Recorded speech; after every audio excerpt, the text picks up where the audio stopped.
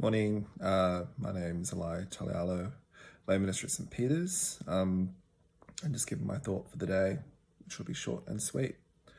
The theme for my little talk today is patience, which seems particularly fitting for a couple of reasons, namely that I've been in ISO for about 2.5 weeks.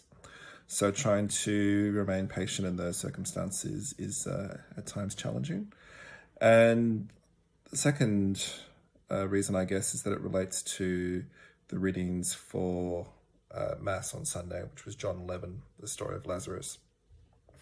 It's a long passage, but I think the one particular sentence in the passage that really strikes me, and I guess is relevant to what we're dealing with at the moment in the world, is the sentence which is directed, I believe, by Martha to Jesus.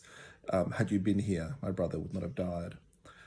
And I think it resonates, obviously, because of the pandemic, COVID-19, but I think also because it's, I think all of us experience that sense at the moment of, particularly because we're in isolation and not doing a great deal, those of us who are lucky enough to have the wherewithal to do that, a sense of, God, why is this taking so long? Why isn't your timing aligning with ours?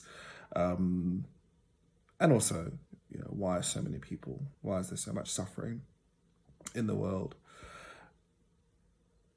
It's a reminder, I suppose, that God's timing is crucially different to ours in a way that we can't understand.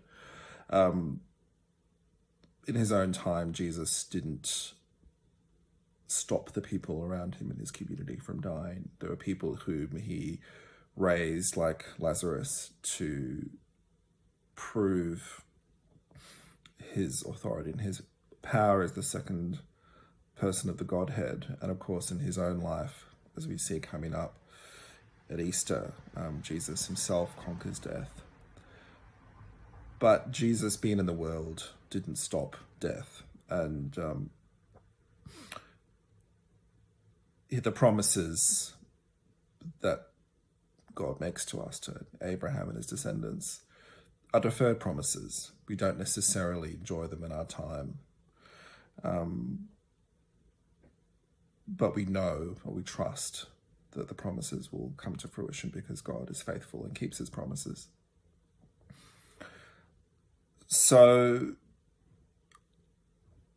whilst even Jesus himself completely empathizes with Martha and Mary and actually becomes greatly disturbed by their obvious pain at having lost their brother,